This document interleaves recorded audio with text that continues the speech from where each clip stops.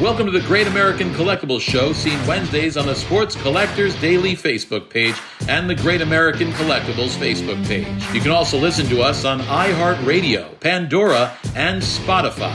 The Great American Collectibles Show is brought to you by the National Sports Collectors Convention and Sports Collectors Daily. Tonight's headlines are brought to you by Sports Collectors Daily. For all of your hobby news, features, and more, go to sportscollectorsdaily.com. And now your hosts, Tom Zappala and Boston sports personality, John Mallory. I got to ask you a question. Okay. So you have your official memory lane Yeti. Yeah. But you hide a freaking half-bitten apple. I mean, I don't want it? to. I mean, I had a little bit of the apple before the show, and I might eat it during the break. Can't you put it off camera? No, well, you know what? No one saw it until you brought it up. So that's basically what you do. You use the Yeti. By the way, Brian, the Yeti that was given to us by J.P. By the way, it's not an official Cohen. Yeti. It's kind of a Yeti. It's a fake Yeti. Is it a fake? But we appreciate it. Welcome to the Great American Collectibles Show. Tom Zappala, my good friend and co-host. It's not a Yeti. JM, Johnny Mallory. How are you, brother? Good to see you. Hey, man. we have a great show today. This is a special show. Everybody can see.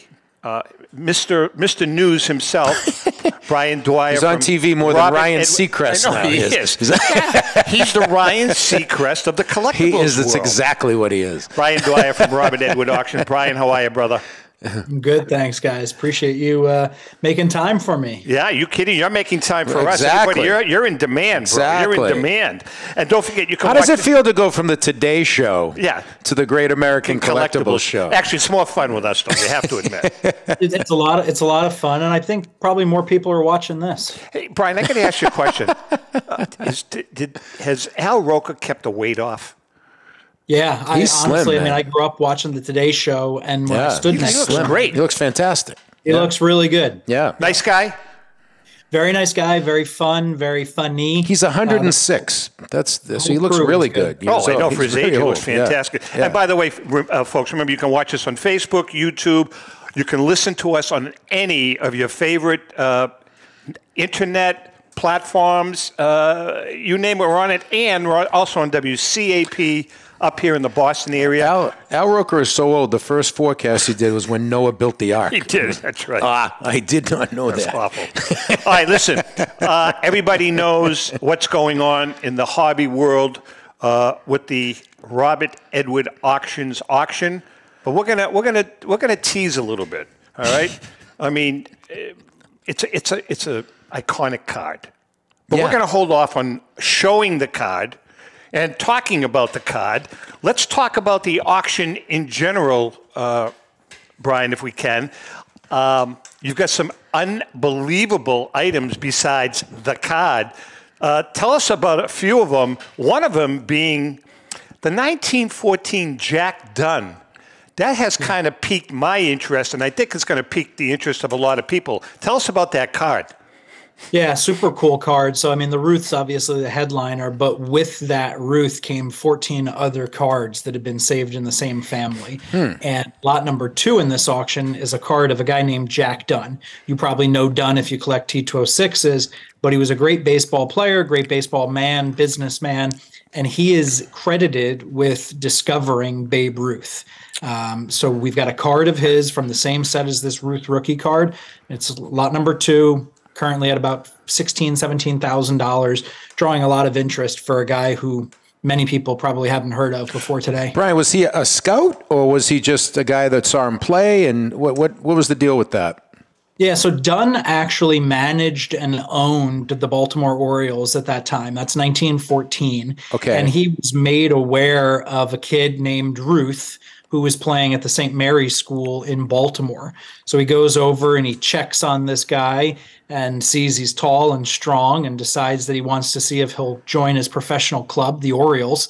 And the priests at the school say, he's a ward of the state. If you want him, you've got to become his legal guardian. So Jack Dunn becomes Ruth's legal guardian. Ruth's 19 years old and puts a glove on his hand and says, go play for my team. Wow. Wow. No, I was going to say, it's a great story. And, we get these all the, and the stories, but the cards are great themselves, obviously. But the stories behind the cards are pretty unique. They really are. They really are. Yeah. Taking the Ruth card and putting it aside for one moment, some of the other cards that you have in this auction, you have a 52 mantle to PSA 7. I mean, tell us about that. I mean, I'm assuming, Brian, that these all came from different consigners, or did a lot of these cards come from one consigner? No, so I mean, all the Baltimore News cards stayed together. They came from one collector, but the rest of the auctions put together by hundreds and hundreds of different consigners. That 52 mantle comes from a different place than the Ruth card, but like you said, it's graded a 7.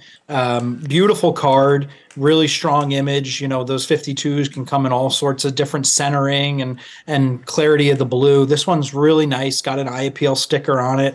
That was at about $160,000 last I looked.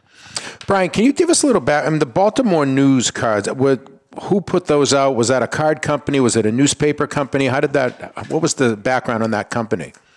Yeah, or those Baltimore cards? News was a newspaper in Baltimore. Okay. So a lot of people know the Baltimore Sun. Yeah. At that time, the Baltimore News was a competitor. They'd been around for a couple decades. They lasted into the late 1980s, but they produced this card set.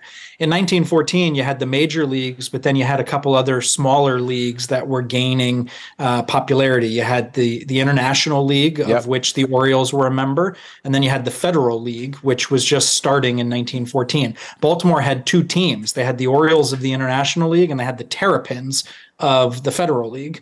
And the newspaper put out a set with players from the Orioles, Ruth among them, Jack Dunn among them. And we don't know exactly how they were issued, but they had schedules for the team home and away on the back. So we can surmise that maybe they were giveaways, maybe they were presented at the newsstands for kids to take or buy. But really, really just awesome looking cards. When you said that they were a family with those cards, was it, didn't know they were there, found them up in the attic? Did they know they were there? Was there, obviously, I'm guessing one of their family members passed away. Is that how you got them, or? Yeah, so it actually came to us. There was an intermediary stop along the way, but from in 1914, the newspaper boy who collected these cards was about 16 years old. So he got Ruth and the other 14 cards. They stayed in his family for generations, and we've actually spoken to that original family. They remember playing with the cards growing up. They didn't have any idea of the significance or the ultimate value.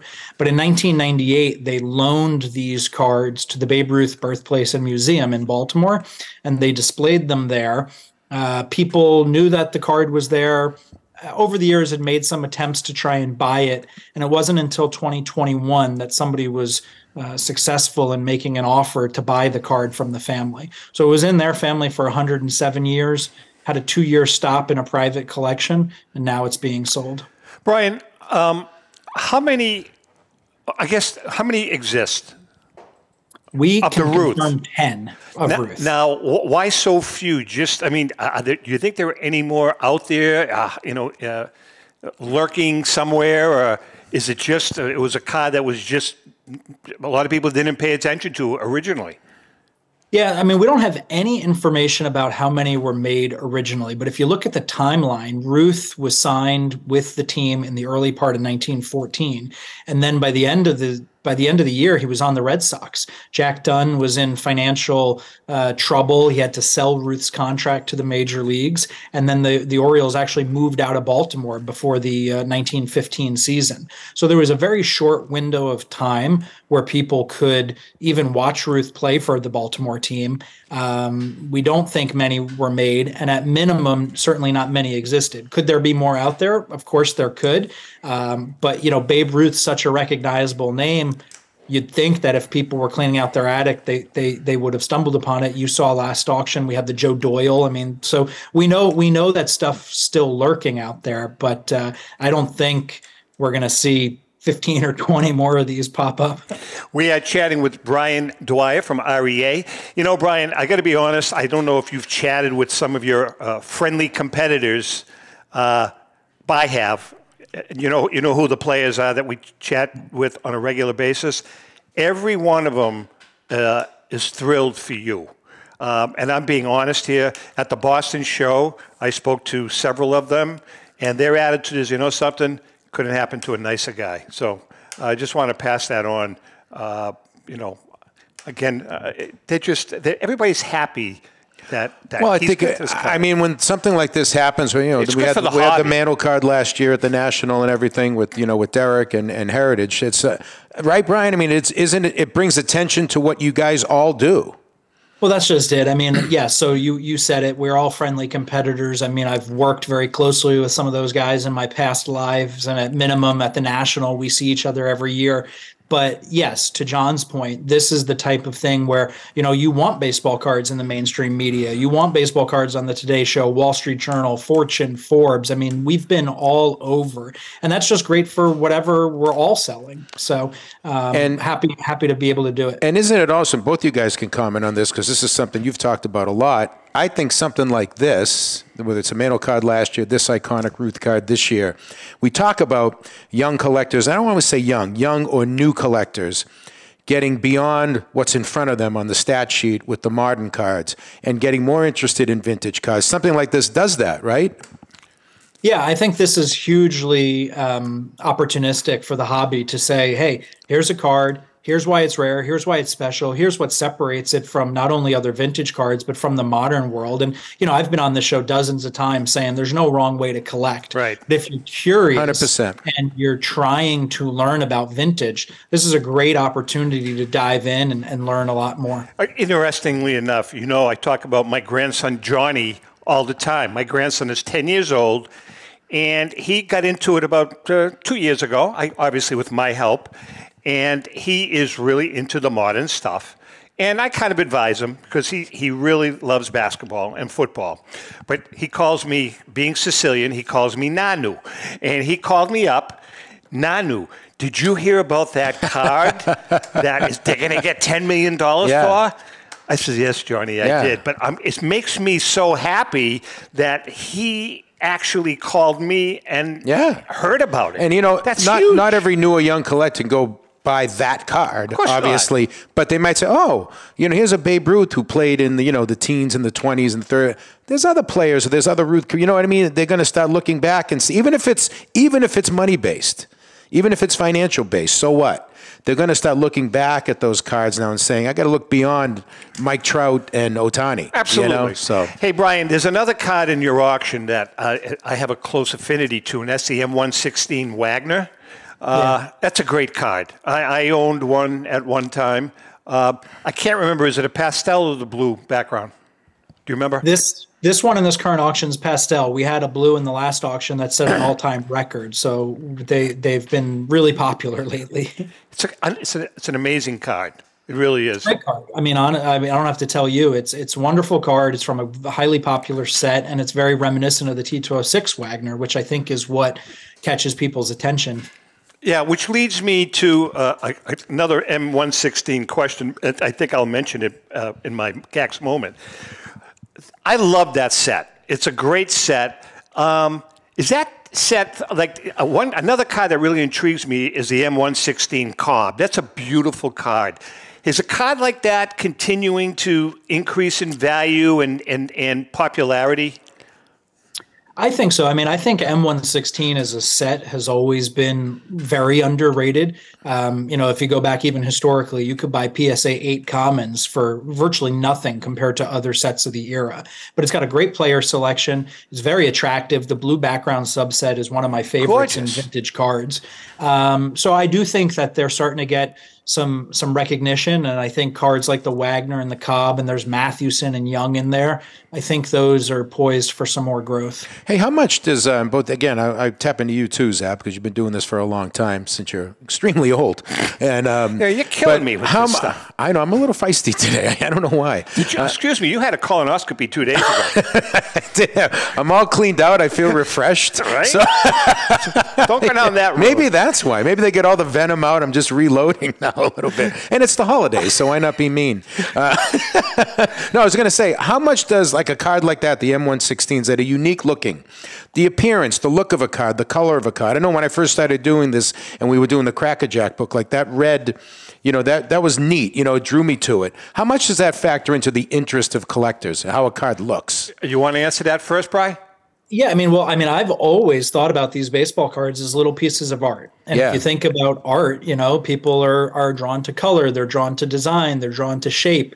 I think that, look, there are some pretty ugly cards that still are very widely collected. But by and large, if you're a collector that's looking for a path forward, you're going to gravitate to those really good looking cards, those really nice sets. I think that's why T206, frankly, is hugely popular. There's so many different designs. There's so many different colors. Yeah. Great player selection. So, aesthetics are not an insignificant part of collecting. I agree with that. And there are, as he said, there are some ugly sets. There are some sets that came out in the 40s that are black and white. Right.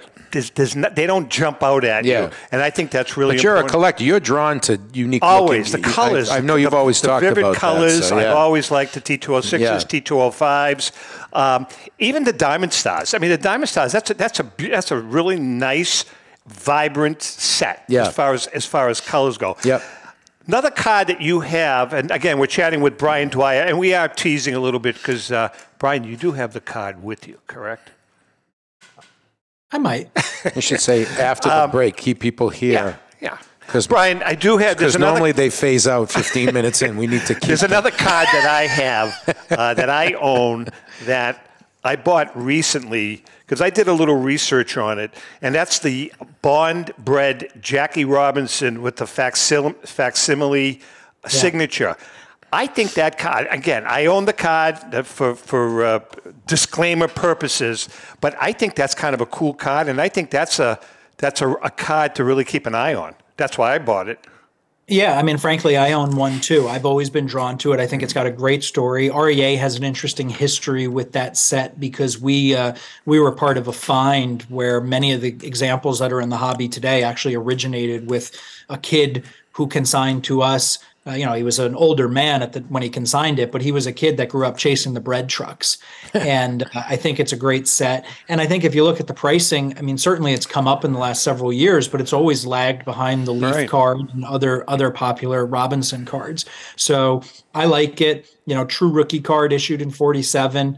I think it's a good value, and I bought one for myself and tucked it away. Yeah, so I have. Was that company around for a while? Bond-bred? Bond-bred? Yeah. I don't know. Did they do cards for a long time? I think it was like Wonder Bread.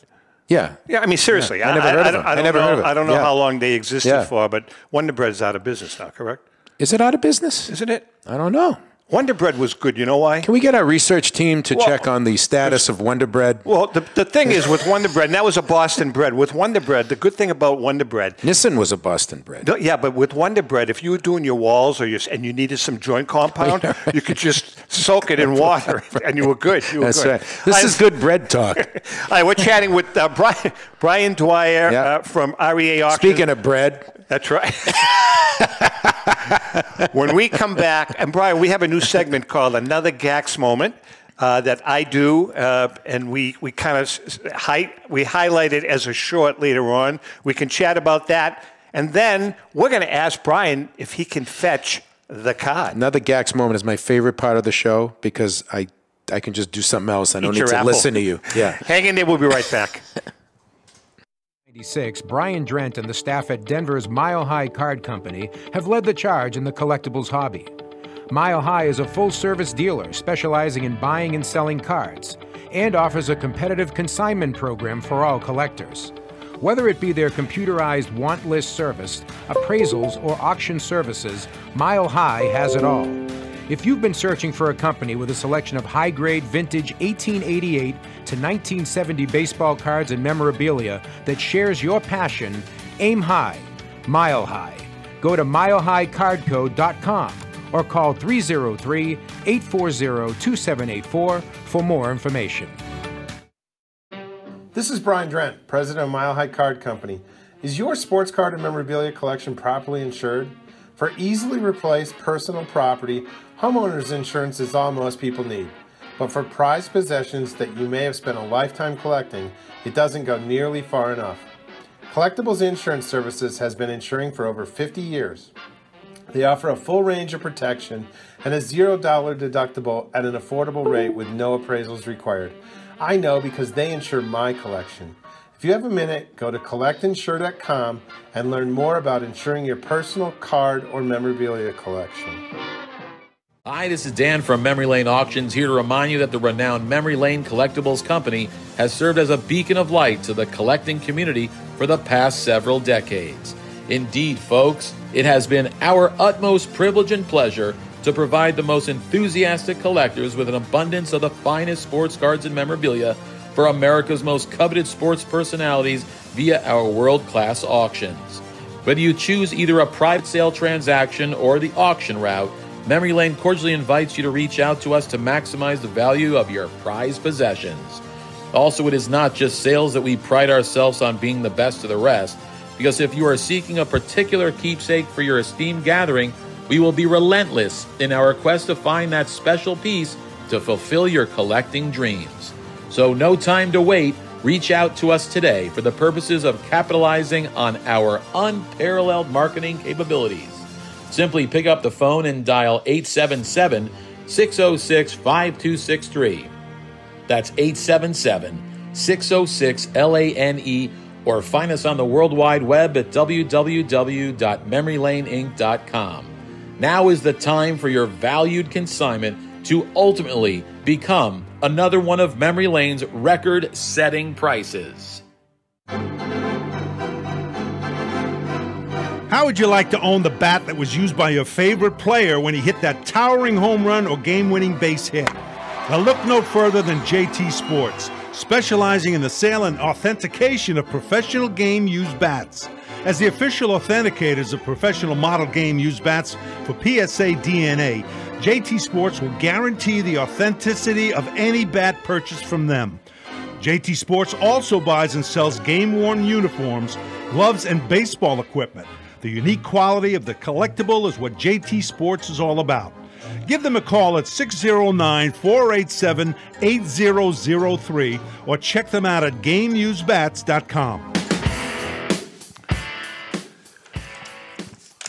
Okay, welcome to another GAX Moment brought to us each week by our good friend Paul Borges and the great staff at PB Collectibles, your neighborhood card shop. Go to pbcollectibles.com for all of your cards and sports memorabilia, a great little shop in Rhode Island. This week, I want to talk about what I consider the Mount Rushmore of players to collect. Excuse me. If you're interested in building a vintage portfolio and need to choose 4 players to use for your investment, you can't go wrong with these 4 big guns. And keep in mind, you don't need to own the cards of these players in high grades because they can get very, very expensive. Low to mid-grade cards of these grades will do the trick. And again, you don't have to break the bank. So if you're an average collector, which most of us are, you want to consider investing in these players. Low to mid-grade cards of these grades will do the trick. These 4 grades, without a doubt, are the Mount Rushmore of, in my opinion. Number 1, of course, Babe Ruth. If you can muster a Ruth collection of some sort, you're off to a great start. The 33 Gaudy, for instance, is a great card. The 1923 W515-1, the W516-1, the W517. You may be able to afford a Gaudy or 2 in a low grade. That's the point I'm trying to make here. You don't have to break the bank. Invest the card. You can buy a PSA 1, a PSA 2. If you're going to flip the card, you're wasting your money. Buy the card, hold on to it, and see what happens. Number 2, Honus Wagner. Again, Honus Wagner, we're not going to talk about the T206 Wagner because that's kind of out of the range of everyone. But for instance, the 1910 E91, the E93, the E92 Dockman & Sons, the Crackerjack, or the E90-2, which that's a card that I particularly love. Again, you can buy a Wagner in a low grade. You don't have to break the bank. A great card to invest in a 1, a 2, or 3. If you can afford it at a little higher grade, you're not going to go wrong with that particular card. Number 3 on my Mount Rushmore list is obviously Ty Cobb.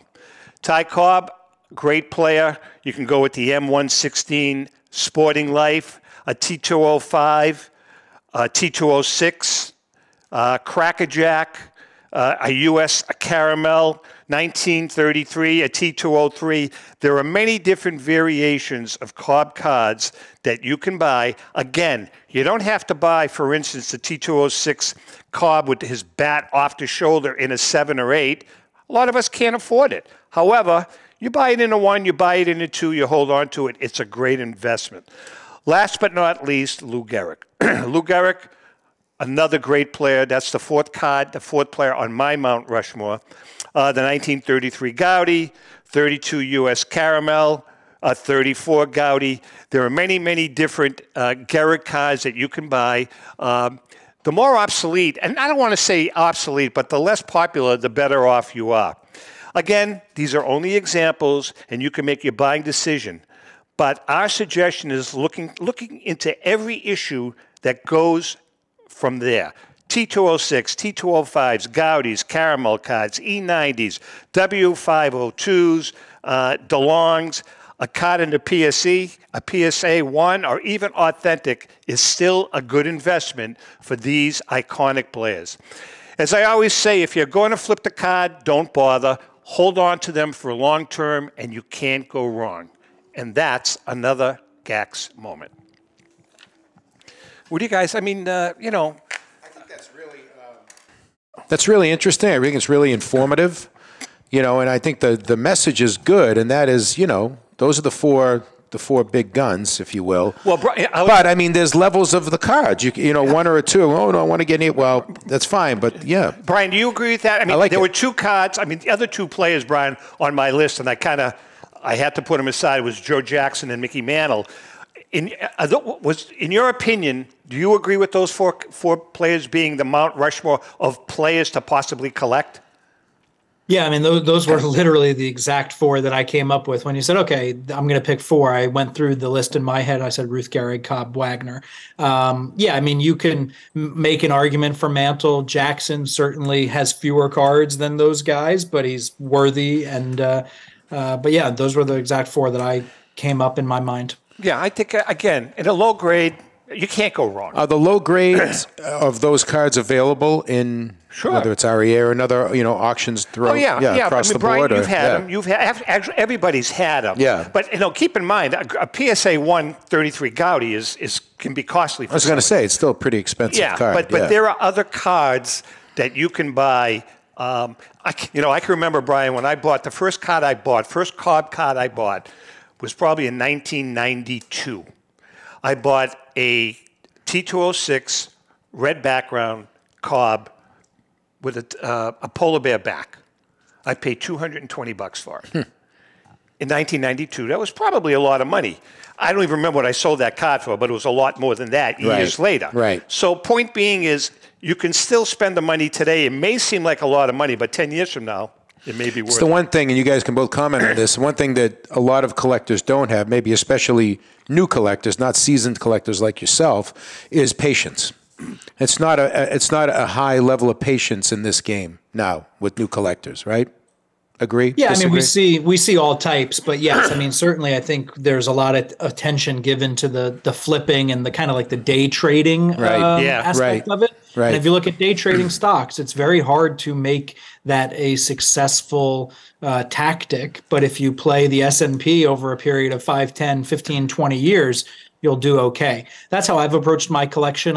One of the first Cobbs that I bought was a red background. I paid more than $200 for it, but it's up multiples of what I paid for it 7 or 8 years ago. So I couldn't agree with you. I've always liked those blue chips. All right, we're going to talk about that a little later on, investment portfolios. But can you give me a drum roll? I can give you a drum roll. Oh, that sucked. All right, so I'll give you the Les Nessman traffic copter. So it's time for, as we're all very excited, the Babe Ruth card is, when does the auction end, Bri? December 3rd, Sunday, December 3rd. Sunday, December 3rd. So if you're watching this show right now, and I'm talking to guys like Staten Joe Marino, Stan Orr, Kenny Clausen, all you high rollers, get your bids in right now for this card, especially Marino. Marino's got more money than God, and you got to bid on this card, Joe. He's helping to pay Aaron Boone's salary this year. Correct. So, yeah. Can we take a look at it, Bri? There it is. Look at that card. That is just an amazing. So again, for people that maybe just tuned in, Brian, that is the what? This is the 1914 Baltimore News Babe Ruth rookie card, one of 10. This is the first appearance that Ruth ever made on a trading card. Wow. On the back, you see the year 1914. You see Baltimore. You have the schedule, home and away. And in this picture, he's 19 years old. Unbelievable. That's just a Do you great- marvel sometimes, and maybe you give us the background on where those cards were they maintained, were they kept in a good spot, were they taken care? Sometimes I marvel at these things that are over 100 years old and the condition that they're in. That card looks like it's in really good shape. Yeah, it's great. It's graded a 3 by SGC, Yeah. which makes it the second highest graded example. There's one PSA 4 out there. Yeah. Has a couple creases, has corner wear, but it's a slightly larger card, and it's Right. got the colored, the red border, so pretty susceptible to wear. Do I marvel when I see this? Absolutely. I mean, this is just amazing for so many different reasons. This card. Yeah. How was it kept? Again, we've spoken to the family a little bit, and it was kept in a shoebox and it was played with, and there was no thought to the fact that it might be valuable, and there was no thought to the fact that it might be even significant. Yeah, so crazy. Just passed down through generations. Why can't I find something like that? I go to people's houses. I go up in their attic. I say I have to use the bathroom, and I go up in their attic. sneak And up there. I'm looking for lunch I've done bags, the cigar same thing. boxes. I find nothing. I find nothing. When my grandmother and grandfather, when they were in their 90s, right? I used to go, the only thing I found was my grandfather's Nothing. citation for bootlegging. I've found knives, guns, fireworks. I've never found any cards. Brian, can we talk about, and if you don't want to discuss this, you don't have to. Can we talk about your private collection? I mean, obviously, I have no idea how big or small it is, but can you tell us what the Mount Rushmore of your collection is for Brian Dwyer? Your top 4, and whether it could be a card, could be a piece of memorabilia.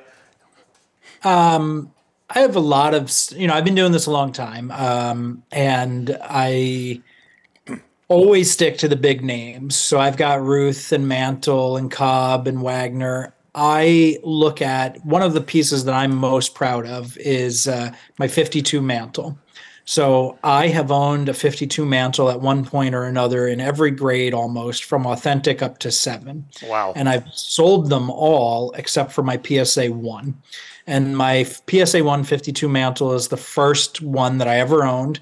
It was the culmination of many years. I remember the first time, the 2003 National was the first time I ever saw a 52 Mantle in person. And I always wanted one, and I got it about 10 or 15 years later. So that's a special one to me. I have some great Cobb cards. I mean, that red background Cobb is a PSA 6. I've had that for almost a decade. I have an N28 set, an N28 Allen and Ginter. That's a set that I gravitated to. Wow. Right when I started collecting vintage, and I bought it in 2s, 3s, and 4s. I think maybe my Anson's a 5. And then even over the years, I've kind of branched out. I think that people would be surprised that, I tell them I've got the best collection in the world every time I do an auction. So I've tried to branch out, and I've added some currency, and I've added some political documents. So I've got a George Washington signature. I've got an Abraham Lincoln signature, Beatles signature. That's neat. That's stuff that I love too. Yeah, Ellen, that's cool. she will not let me. She has we have a budget.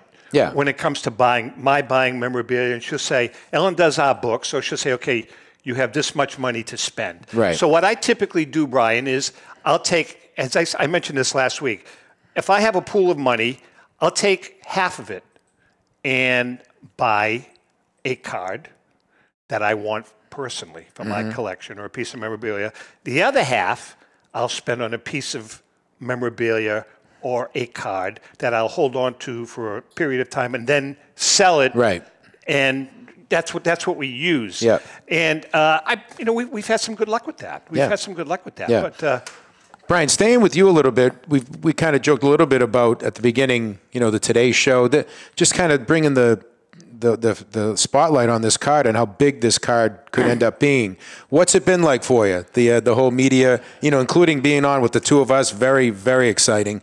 But what's it been like, the media rush when something like this happens? I mean, it's obviously exciting. So it's exciting selfishly and personally for REA. Obviously, we always would prefer to have our name tagged to something like this, but it's really exciting for the hobby. I mean, I do consider myself and REA as ambassadors for the hobby. Anytime we can bring positive eyeballs to it, that's exciting.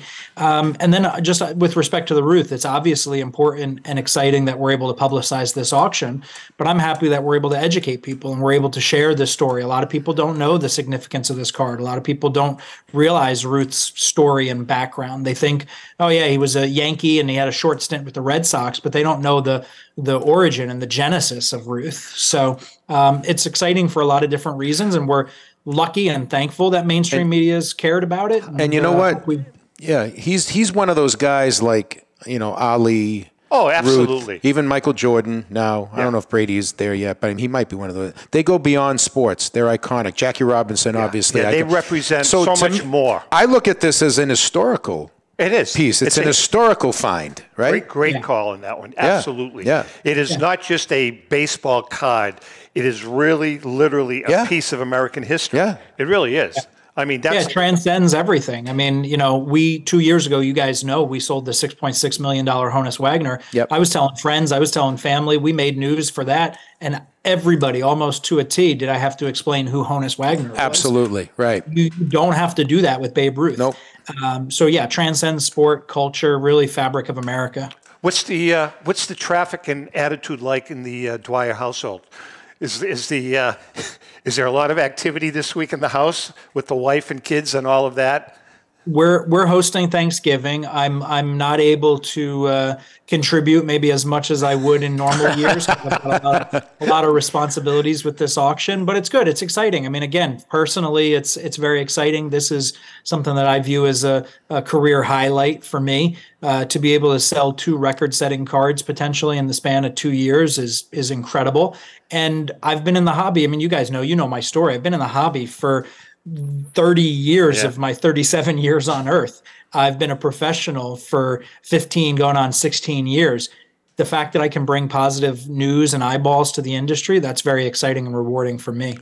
Brian, let's talk about some of the other items in the auction because I mean, this auction, I was going through it. I love sitting on my couch on my phone, and I just start from the first lot, and I just slow. It's just fun. How many lots in this auction? It's about 4,100. 4,100 lots, right? So you make a couple bucks on each one. So let's talk about some of the high. Actually, walk away with $8,000. That's awesome. Here's what I like to do. I know, really. I'd like to talk about some of the other highlights, but also, can you tie in some of the items that you think would be affordable for the 80% of the collectors in the world that are on a budget? Yeah, I mean, I've looked at the auction up and down and every which way, and I think that, yes, this potentially $10 million Babe Ruth card is catching a lot of the news, but we have starting bids in this auction that are $100, and we have Ruth cards that are starting at $200 or $300. We have a 1948 American Association Babe Ruth that's got a starting bid of $300, and that's issued during his lifetime. So there's great variety. There's all sorts of condition spectrum. We've got authentics and 1s all the way up to 9s and 10s. And as far as variety, I mean, I'm particularly proud of this auction because there's great vintage baseball, which we're known for, but there's some rare other sports. There's some rare gaming. There's some rare photos and tickets and game-used memorabilia. I mean, we have game-used jerseys from Tom Brady, Kareem, Oscar Robertson. Right.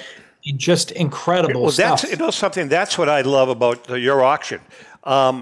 You really always tend to have a really nice mix of cards, post war memorabilia, pre-war memorabilia, and then other little non-sports items. There's one item in your memorabilia that I am really tracking and keeping an eye on, and that is a Jake Dobbett bat. And are you familiar with the item? I mean, by name, yeah. Yeah. Yep.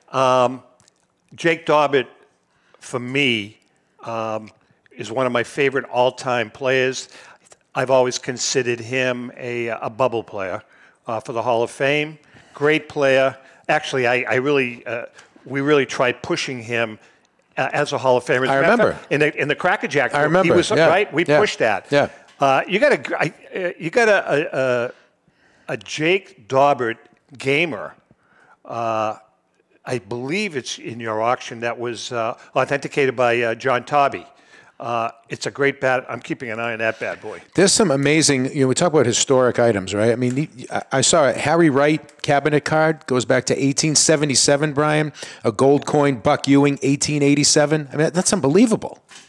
Yeah, I mean, you're talking about origin of the game, origin of trading cards. Yeah. Harry Wright's actually signed by him, which is even more unreal. spectacular. Yeah, we've got an incredible selection of 19th century this auction. Some very rare cabinet cards.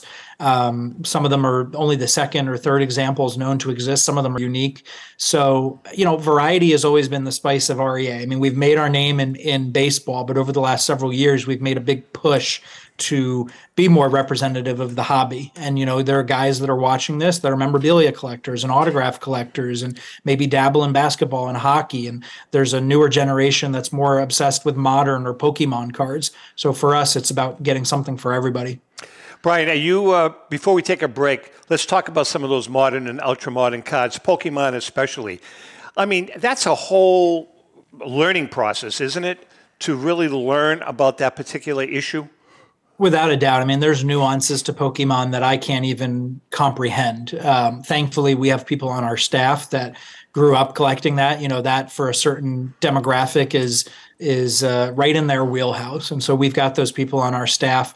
But, it's great. And for some collectors, that might be the gateway to Babe Ruth, right? I don't collect what I collected when I was 15. So it's fun to get everybody involved, however it happens. Hey, before we take a break, no. This part. All right, now, Brian, this is the live read for the Philly show. This actually came with that 1914 Babe Ruth. He has everything. He has everything. At the beginning, I'm very organized. He comes in with a beautiful, very organized folder, Brian. And I said, "You have the Philly show read, right?" And he looks around and says, I tossed it. He wrapped part of the apple in it and threw it in the trash. I tossed it. I thought. All right. Should we do it now? Yes. All right. Professional show business kicks in right here.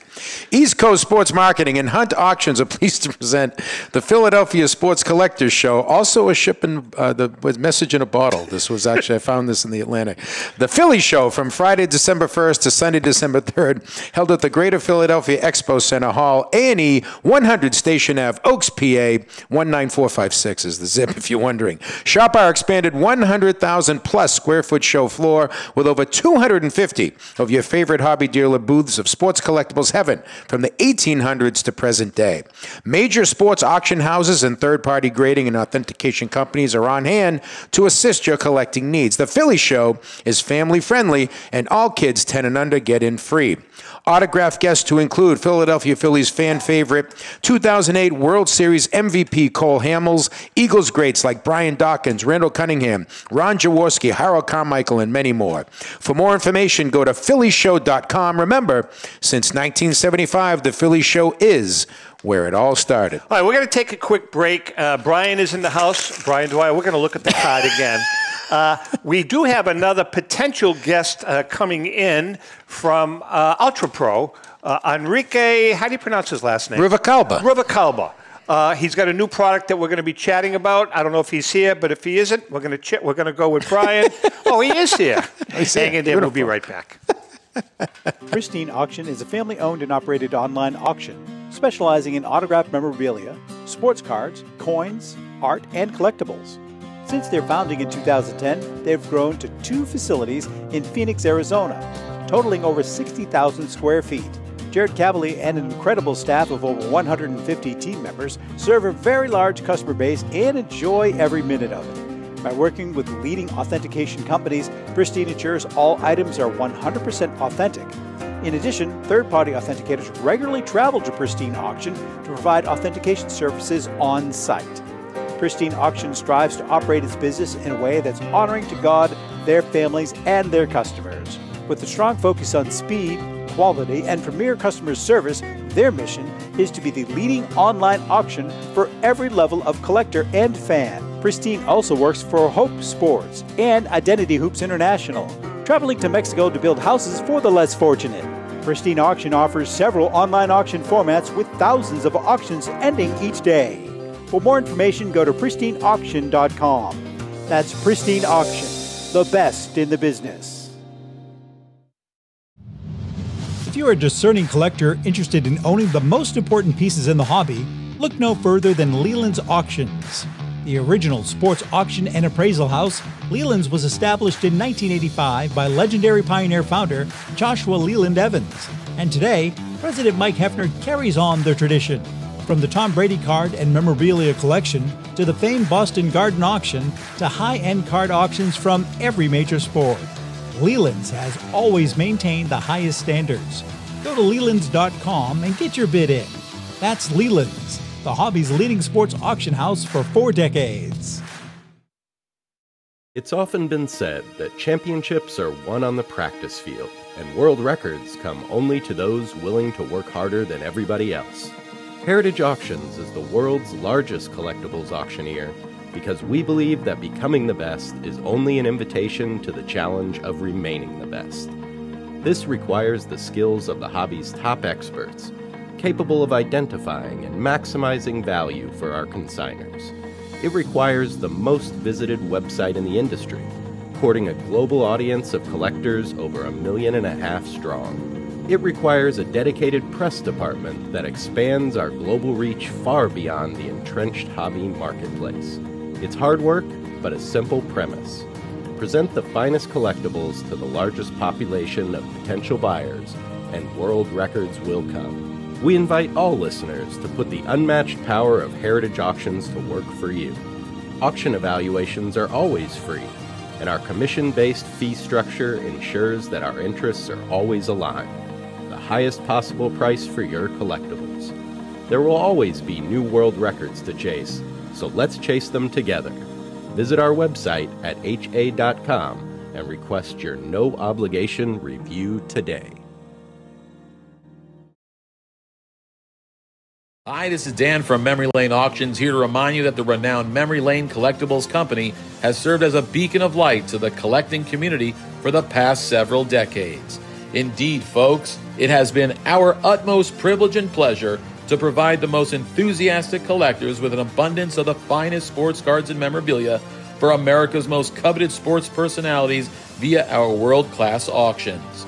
Whether you choose either a private sale transaction or the auction route, Memory Lane cordially invites you to reach out to us to maximize the value of your prized possessions. Also, it is not just sales that we pride ourselves on being the best of the rest, because if you are seeking a particular keepsake for your esteemed gathering, we will be relentless in our quest to find that special piece to fulfill your collecting dreams. So no time to wait. Reach out to us today for the purposes of capitalizing on our unparalleled marketing capabilities. Simply pick up the phone and dial 877-606-5263. That's 877-606-LANE, or find us on the World Wide Web at www.memorylaneinc.com. Now is the time for your valued consignment to ultimately become another one of Memory Lane's record-setting prices. Hey, I'm Mike Petroselli. If your company is looking for the best in marketing and promotional items, you'll hit a home run with Petroselli Marketing. With over 8,000 suppliers and 650,000 imprint-ready items, we can get your company the visibility it needs to get your maximum exposure. Whether it be office promotions, wearables, automotive, sports items, and everything in between, Petroselli Marketing can do it all. Our design staff will even work with you from concept to delivery and customize your products. At Petroselli Marketing Group, we will get your brand in front of your audience. Contact us at info@petrosellimkt.com or call us at 603-880-3202.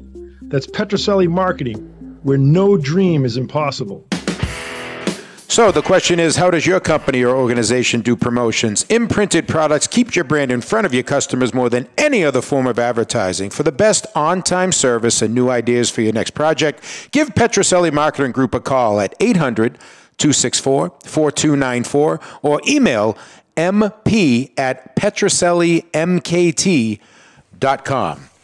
And if you want to have an absolute blast obtaining some great modern and vintage cards, you got to check out JRI Cards. Our paisan, Charlie the Iron Ripper Perino, along with Money Marco, the Dollar Girls, and the JRI gang, give you the chance to participate in opening a graded, unopened, and sealed fresh wax or cello pack of your favorite sport or non-sport favorite. It's easy. You buy in, Charlie opens the pack, you get a packed fresh card. It's that simple. As a matter of fact, if you pulled that special jewel, the guys at JRI Cards will even have it graded for you on the house. Featured in the LA Times, ESPN, and USA Radio, JRI is the hottest card-pulling show on the internet.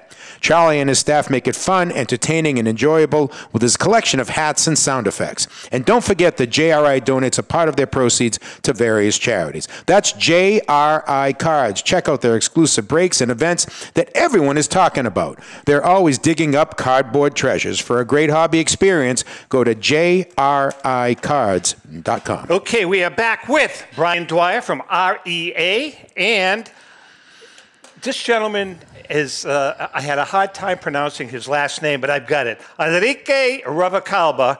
And Enrique is the VP of exactly brand marketing? Brand strategy, that's right. Brand strategy. Now, and Brian, I know that obviously you're a card guy. Ultra Pro, everybody knows Ultra Pro. It's a great product.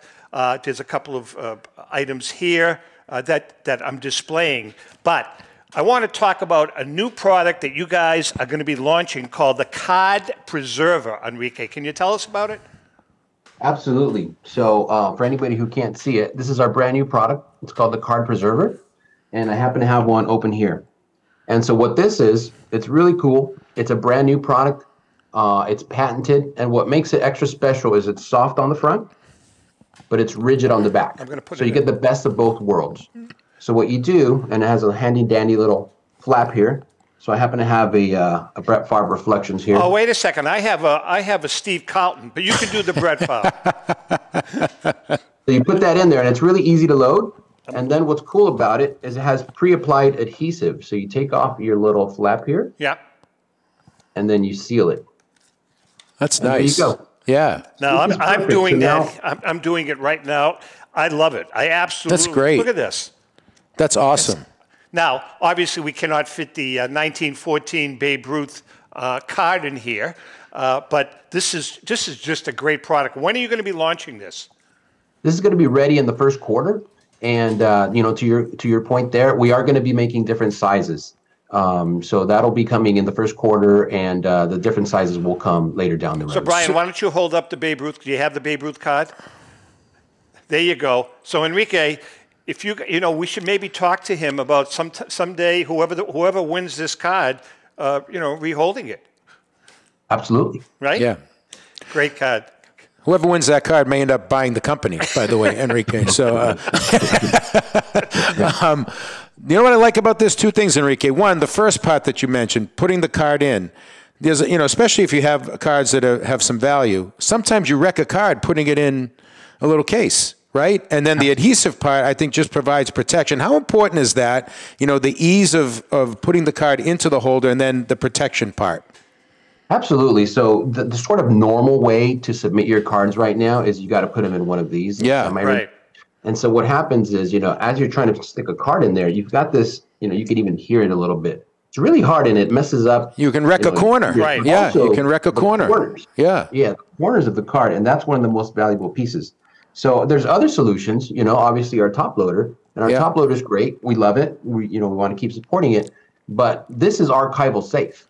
So what happens here, recently we tested this with an organization called PAT, And so now this is officially certified as museum grade quality. So you put your card in here, leave it in there forever. It's not going to fade. And that's not true with all of their products. Hey, Brian, we talk about this. I mean, and you just came across cards that have been around over 100 years.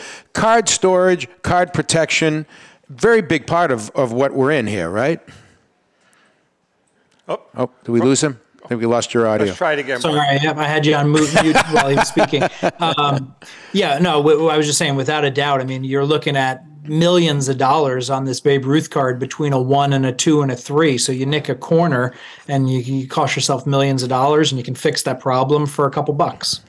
Again, we are chatting with Enrique Ravacalba from Ultra Pro. And by the way, you were reading the JRI, and we've gotten a couple of emails to sponsors, potential sponsors, and we appreciate patience. We appreciate the patience. There are people actually waiting in line, and all we're asking, we don't want to make this an infomercial. There are already a lot of commercials, so just be patient, and at some point in time, we will get you in. I got a nice email saying, when can we come on? Nice. You can't. I'm sorry. Enrique, let's talk about the card preserver a little more. You're going to launch it in the first quarter of 2024? That's right. And it should be coming in the first quarter. We're in production right now. It'll be on the water, as they say, over the next month or so. So these are going to be, I'm assuming these are going to be readily available at the National. Yeah, we're doing a couple of things. So we have sample packs. So you go to your favorite show. In fact, we just came from Toronto Sports Card Expo. We gave away a bunch of these, I think about 1,000 pieces. There's 3 card preservers in here. So if you go to National, you'll have some. If you're lucky enough to go to Sports and Tailgate Show in January, you can get some of those.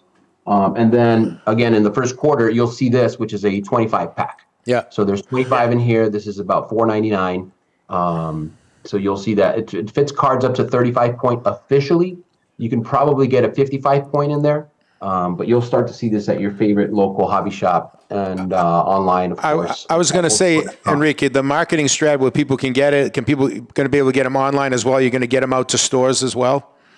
Yeah, we're going to have them on ultrapro.com. So, if you go on there today, you'll see, a 360 spin. It kind of gives you some bullet points on how it works, why it's so great. And we are also working with grading companies. So we might be, stay tuned for that in the first quarter. There may be some OEM versions of this coming soon. Awesome. Really, really That's good. That's great. I think it's a great product. Awesome. I love it. I love it. I love it. I have a lot of raw cards, and I'm going to take advantage of. No, I love the easy installation, if you'll call it, and then the adhesive is awesome. It's just great. What is your website address for more info?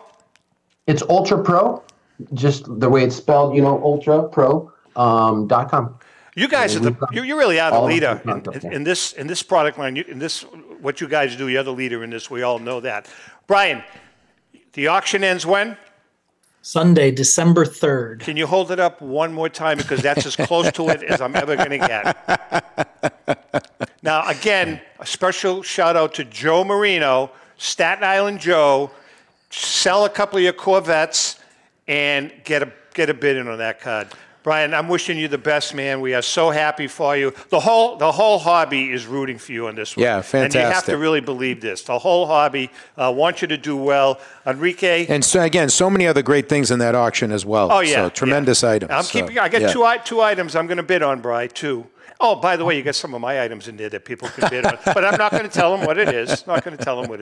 With that being said... The Baltimore News Babe Ruth is Tom. Spoiler alert. With that being said, Brian, good luck. Enrique, wishing you the best. We'll see you at the National. To our viewers and listeners, we are overwhelmed by the support and the viewership. Happy Thanksgiving, everybody, too. Happy Thanksgiving to all of you. And with that being said, happy collecting.